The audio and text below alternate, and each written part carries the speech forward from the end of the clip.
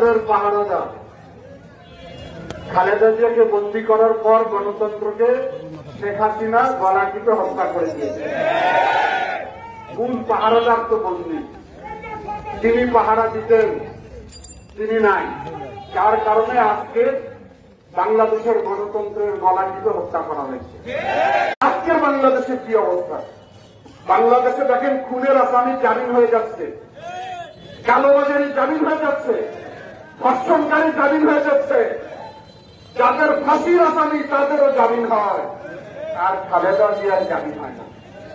এখানে অনেক আইনজীবী আছেন, নিম্ন আদালত যদি কাউকে শাস্তি দেয়, উচ্চ আদালতে গেলে রায় হয় খালাস হয়, না রায় কমিয়ে দেওয়া হয়। কোন বিচিত্র দেশ রে ভাই, লুকাস এমনি বলে না এটি বিচিত্র দেশ বাংলাদেশ। উচ্চ আদালতে আমরা গেলাম,